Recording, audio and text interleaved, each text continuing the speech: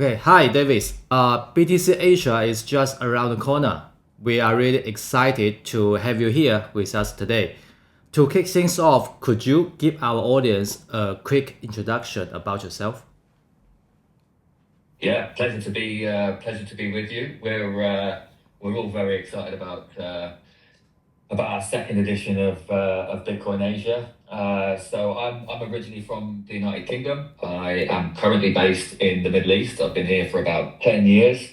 My background's actually boats and yachts and marinas, and that's my kind of bread and butter. But when you work on board boats, you have a lot of free time when you're sitting in your bunk at night. And I started to learn a little bit about gold originally, and trying to understand hard money, and that certainly led me down the rabbit hole when it comes to Bitcoin. And well, first of all, as most people do, into crypto, and then it really started to hit home about why Bitcoin is very different. And since then, that's been my entire focus. I've been working for the company for about 18 months now, focusing mainly on the MENA region, but I support the team across all of our different verticals. Okay. But that's me. Yeah, excellent. Thanks for sharing that. Now, let's dive into something that has really caught a lot of attentions. For the first thing is this year, Eric Trump is also coming to the Bitcoin conference, and many of my friends are asking about it.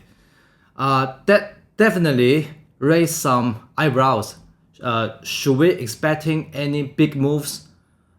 Is there any inside intel you can share with my audience?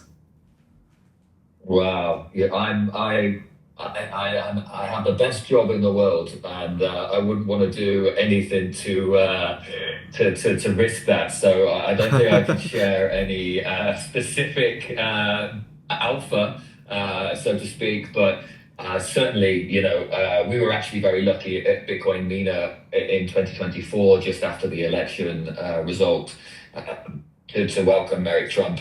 His speech was absolutely incredible. I think he really gets it. I think I think him and the whole Trump family are on a similar journey that I just mentioned myself. And you kind of understand crypto. You kind of get Bitcoin maybe in the beginning, and then you kind of see some of the other interesting things that are happening. In crypto more broadly and DeFi. And then you generally end up getting back to being a Bitcoin maximalist at the end. But Eric, he had an incredibly compelling speech at Bitcoin MENA. He's also been a number of the other sort of events around the world. Bringing into Bitcoin Asia, I think, as you say, it's quite a statement from BTC Inc. and from him to say that this is something that he's so passionate to come to the region and into Hong Kong and the Asia region to talk about.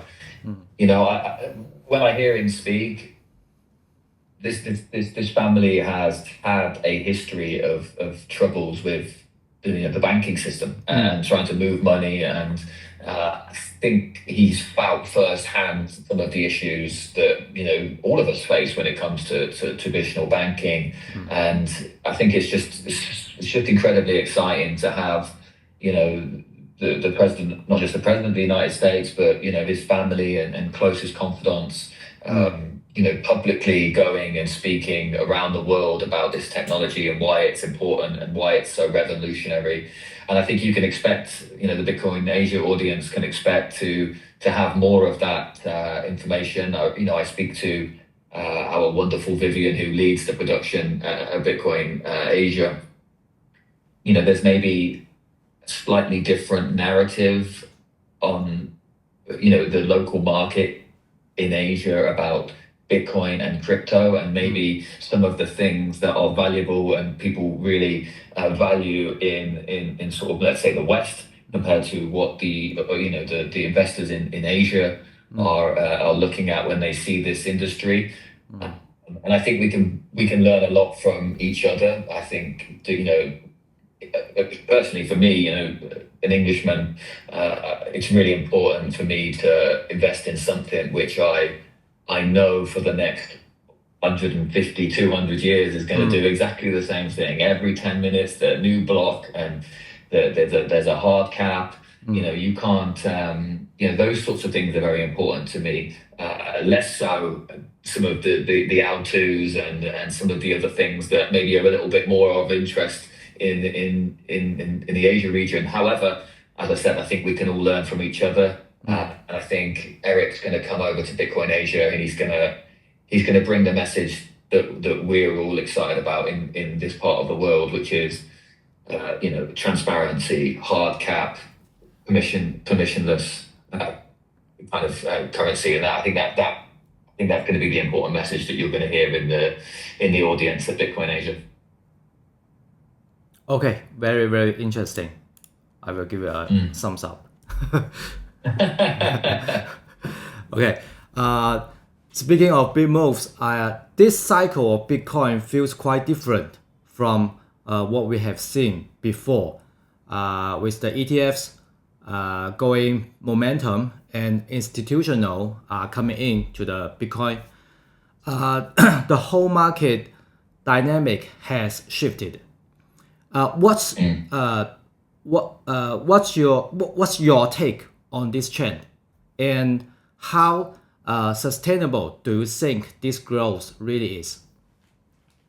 Yeah, that's a great question, and I think maybe the $1 million question actually at the moment is this cycle different? I think it was a big sign at the kind of end of the last bull market, where for the first time ever the bear market went below the previous cycle's highs. I think that was something that had never happened before. I'm certainly not a trader or certainly very technical when it comes to my analysis of the markets. However, just from the narratives and from taking the sort of the knowledge that I have from people that really are tuned into this aspect of the industry, that was, I think, an early signal that this was going to be different. This cycle was going to be different.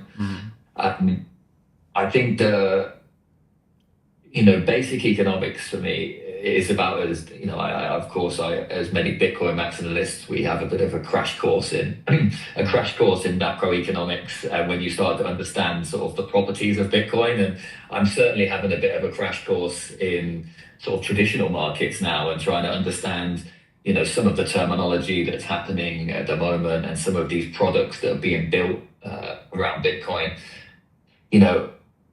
It seems very interesting to me. Recently when we had that huge sell-off of coins, 80,000 coins or something, which was people were saying was linked to maybe some of the OGs in the space. Bitcoin just ate it up. There was like a very, very small movement on the chart in comparison.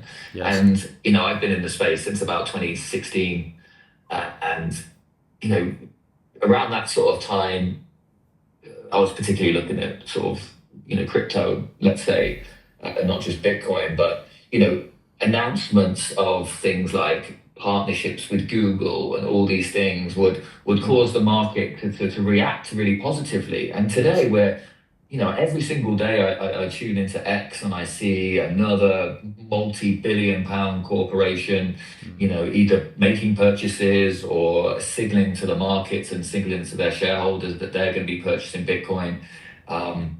We're hearing murmurs around the world of nation states accumulating Bitcoin. I live in Dubai, but in Abu Dhabi, I'm seeing firsthand that the government there are using Bitcoin mining in order to stabilize their power grid. And like this is very, very different. This is certainly a different market dynamic on the underneath. The price action is always quite confusing to me. I mean, when you're seeing statistics that the amount of Bitcoin being mined per day is this much, yet the amount of Bitcoin that's being purchased by these ETFs is 3-4 times the amount in the daytime. Yes. So I think when you put those sorts of bits of information together with all of this other stuff that's happening in the background with nation states using the proof of work consensus to stabilize power grids, etc. It's clearly different. Obviously, there is definitely some other flags maybe that will come down the line that, you know, if we have this massive amounts of Bitcoin being held in public hands and in government hands, if when there is a sign of a downturn, maybe it may even make any downturn even more brutal than it has been previously. So that's yet to be seen. But from my perspective, it's very different. It started off very different with the bear market lows. It's very different now with the types of announcements we're seeing, the amount of accumulation we're seeing, and you know, we're at what price today? We're at 113,000. 113,000 right now. Yes. I mean, that's I don't feel anything. You know, for me, when you're investing in Bitcoin, you shouldn't be investing in and looking at the chart every day. If you truly believe in this technology, you buy it regularly, you buy it at whatever price, and you buy it for a minimum of 4 years. If you bought Bitcoin and held it for a minimum of 4 years, through the halving cycles, the very few people have ever done badly off that trade, and that's the thing that I try to tell everybody is just try to focus on accumulation, and you're going to be all right. If you try to take in all of this other information which is going on, it's just going to confuse you. It may lead you down the wrong path. You know, people that are putting Bitcoin into protocols and lending against it, and you know, those sorts of things. As long as you've got your keys secured and you've got it in your self-custody and you're accumulating regularly and you've got a long-term time horizon, I think that's the way to play the cycles. Certainly is different, but certainly for me, how I approach my investment thesis into Bitcoin is I try to block out the noise, and I just try to just stay humble and stack sats. Great. We think the same. We think the same. Yeah. Yeah, and that's great. Yeah, that's great. That's great perspective. And I think you also answer the next question, some part of the next question. Yeah. As a professional in this industry, and how do you see Bitcoin evolving in the short term? I mean, the next year or the next 2 years, and compared to long-term outlook over the next decade. And just now you already answer this question. Yeah, because my audience, most of them are trader. They trade a lot, so they kind of want to know if there is a huge drop in the next 1 or 2 years, or a huge surge in the next, you know? Yeah. Okay. Yeah. I hear what you're saying, and you know, as I said, perhaps I touched on it, but I can go into some more detail. I mean, first off, with respect to your audience, I'm not a trader. I tried my best at trying to understand how to trade. I think fundamentally, actually, the reason why I prefer not to trade is not really due to the sort of technical aspect or understanding the the kind of mechanisms for trying to perform a trade. That's not the thing that really worries me. The thing that really worries me is that Bitcoin is, in my opinion, and maybe yours also, is the hardest money that humanity has ever created. And to put that into a third-party exchange and to trust them and their volume and their market makers and the whales that are operating in that area, that's the thing that gets me a little bit worried. And I don't, you know, when you hold Bitcoin in self-custody and you run your own node, you can verify you know, every single Bitcoin in existence. You know exactly where you stand with it. You can't really do that. Even if you are the best trader in the world, you're certainly relying on the third party being the exchange.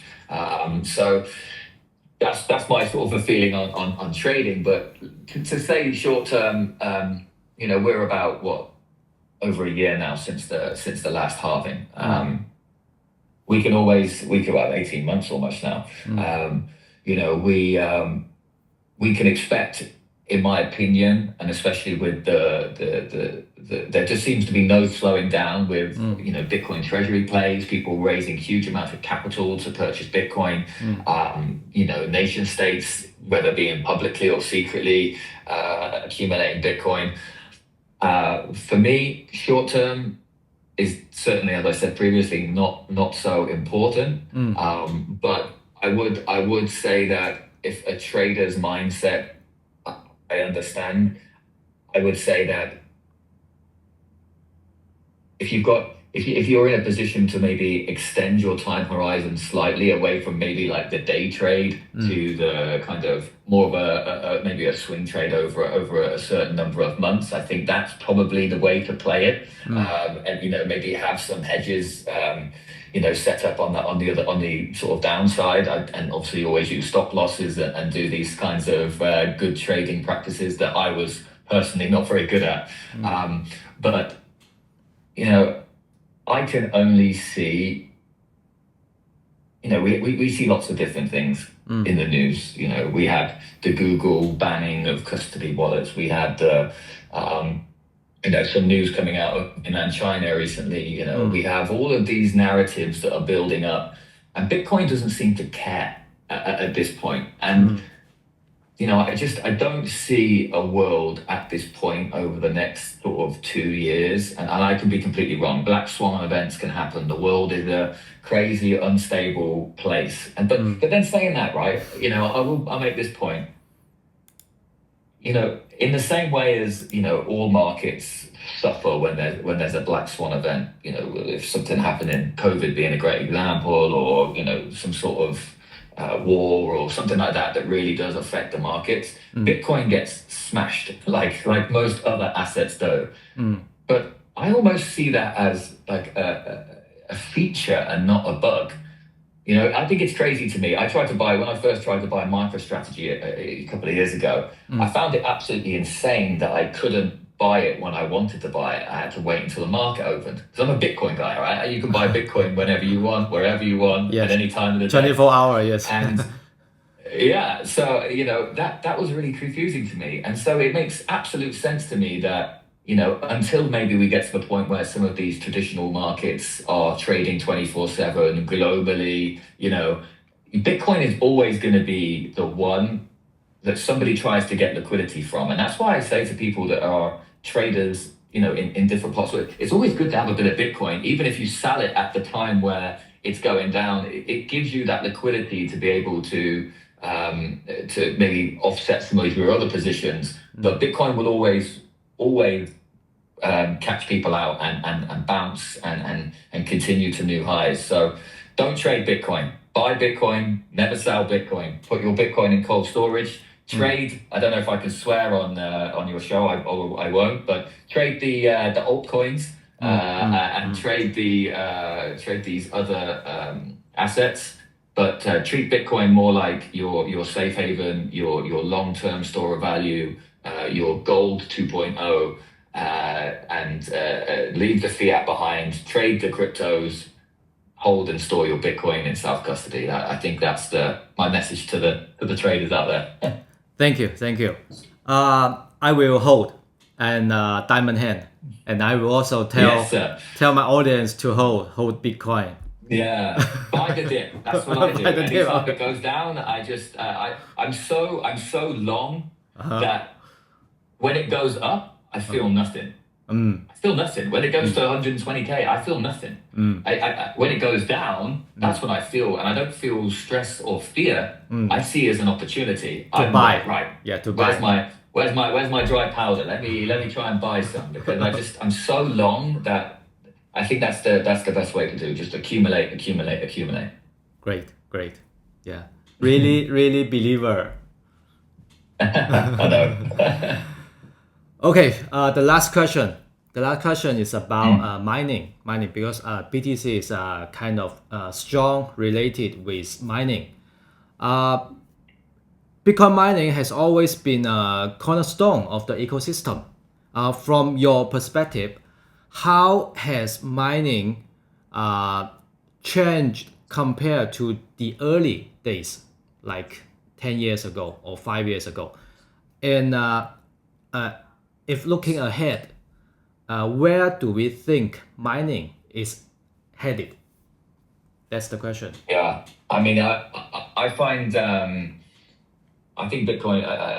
You know, when you first get into the space and you hear Bitcoin mining, and you know when you start sort of going down that rabbit hole, and then you start to compare. You know, when Ethereum switched from proof of work to proof of stake, that really was a massive moment for me in my understanding that that consensus mechanism is not a good long-term investment, in my opinion. The more coins you have, the more influence you have on the network, and I think that is primed for abuse. You know, maybe not now, maybe not in the next 10 years, but down the line. Now, you know, I read about this story about the guy in England who was mining Bitcoin on his GPU back in 2010 or something like that, and he's just called off the search because he's lost 8,000 Bitcoin in a landfill in England. You might have heard about this guy. You know, so there's been massive changes there. But what I do see, and what is quite exciting, is that you've gone from individual miners, sort of, as I say, mining on GPUs, and then obviously we've gone into the era of late of massive public companies with huge, mining infrastructures, like Marathon Digital and all these guys. And then you're now coming back down a little bit to decentralizing the network with people mining with stuff like bit axes and individual small miners finding blocks and getting paid 3.21 Bitcoin, 25 Bitcoin. I mean, it's almost like we've gone from individual super decentralized to kind of a little bit more of a centralized element, to then coming back down to decentralizing that process again. So I think that's exciting. I think the more people that run bit axes and similar types of individual miners is of course fantastic for the network. But the stuff that really gets me really excited and I don't know if maybe I always say this, but I feel like I'm standing on the shoulders of giants. I'm certainly not a Bitcoin OG, but those guys have all given us this platform in order to try and do what we can at this point to push Bitcoin forward. And I'm just doing what I can. But the point I was going to make is the thing, and that's the reason why I say that is because I'm sure some OG won't agree with me, but it's just my perspective. I find it fascinating that what Bitcoin mining is able to do to energy networks and power grids. I think that is almost, obviously censorship resistant money is why Bitcoin exists. So there's no doubt about it. Without that, we don't have Bitcoin. But energy is the fundamental pillar for human civilization. Without power and energy, we don't have anything. And we don't have very robust power grids in certain parts of the world. They're out of date or inefficient, whether that be inefficient due to seasonality or due to decay in infrastructure. You have, so the fact that you can use Bitcoin mining as a purchaser of last resort for energy and doing incredible things. Let's say in Abu Dhabi, for example, we have a huge capacity for the summer months because everybody's running their ACs because it's like 1 billion degrees here right now. I think it's quite hot where you are, actually. I don't think I'm going to get a break when I come over to Bitcoin Asia. I hear it's quite hot there at the moment as well. But, very, very hot here at the moment. So we have this incredible capacity. Now, in the winter, when people aren't running their ACs, we have this excess capacity. And it just makes so much sense that we can plug a Bitcoin mining operation into the grid, and eventually that will then stabilize the grid, lower the end costs. But then that's in a kind of developed country. You can see what's happening in places like with the I'm sure you might be familiar with the company Gridless. Like, these guys are doing God's work, in my opinion. You've got small parts of rural Africa where they've installed energy creation, whether that be hydro or whether that be whatever, but the actual infrastructure, due to the end users not being able to afford the energy the other side, it's not a very it's not a viable not a very viable piece of infrastructure. But then for Gridless to turn up and say, okay, well, we can mine Bitcoin, you'll get guaranteed revenue for your energy generation. We can then make the energy at the other end for the villages more viable, that they can actually, some of those videos coming out of there where they're so excited to be able to run a fridge in their house or cook under electricity as opposed to under an open fire inside a house with bad ventilation. These things are really powerful, in my opinion. It's and especially coming from a country like England, I don't know if you know, but England has got one of the highest energy rates in the world. And we're building all of this incredibly expensive renewable infrastructure that people say is the way that we become more environmentally friendly. Yet, unless we have any sort of demand management, we have to then install huge batteries, which then require lithium and cobalt and all of these raw earth minerals that are terribly bad for the environment and for people that are trying to mine it, to be able to hold that energy when the grid doesn't need it. To turn around to some of these infrastructure providers and say, this Bitcoin mining operation can make this infrastructure more viable, CapEx-wise, it can help to reduce the cost of energy to the end supplier, to the end user. I think Satoshi made permissionless, censorship-resistant money, but the proof of work consensus mechanism and the mining mining operation plugged into the power grid in some way, I think that is going to be, for me personally, is one of the most powerful use cases of Bitcoin. And I think we're only going to see that, increase over time, especially when you're looking at things like Bhutan. Bhutan have got all of this infrastructure. They are able to build their strategic Bitcoin reserve by mining Bitcoin with their own energy and surplus supply. I think that is only going to increase. And so seeing that happening, along with individual people like me and you running bit axes and trying to win blocks, I think that is only an exciting developments in the mining, the mining input sort of universe, let's say. Great, so great.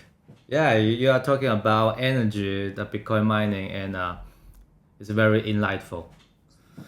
Yeah, it's actually, when I went down the rabbit hole when I first discovered all of this stuff, I was like, I was already amazed by the fact that I could send money to people, super easy. But then when I went down that rabbit hole, I was like, oh my god, this is such a powerful. If this is embraced in the right way by the right people, this is maybe one of the most powerful use cases of Bitcoin. Yeah, incredible. Okay, thank you, Davis. That's very really insightful, and I'm sure my audience will appreciate your perspective. Thank you. Well, I look forward to getting everybody else's perspective on Bitcoin in Bitcoin Asia. It's going to be an incredible event. We've got, I think we're almost tracking to around 20,000 people, all going to be in Hong Kong. And I look forward to, and I know BTC Inc. and the entire BTC Inc. universe that are coming to Asia are incredibly excited to share all these different perspectives on how Bitcoin is just so revolutionary. So very excited. Not many days now. Yeah, I'm very excited too. So maybe Maybe we can. Yes, we can meet. Maybe we can meet. I'll just tell you, I spent a little bit of time in China in 2008, teaching sailing to some Chinese people. Yeah, when it was around the Olympics time. Oh, that's 70 years ago. Yeah, it was a while ago. Yeah, thanks for that. Yeah, it was quite a while ago, but it was one of the most important experiences of my life personally. And when we heard I was getting involved with Asia, it's just Hong Kong is. I went there to check it out. It's such an incredible place.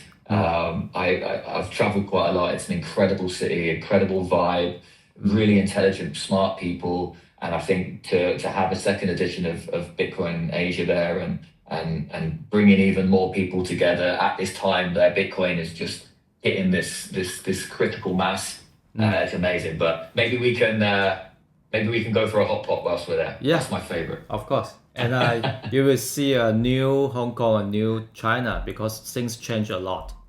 Like in the past 2 decades, change a lot.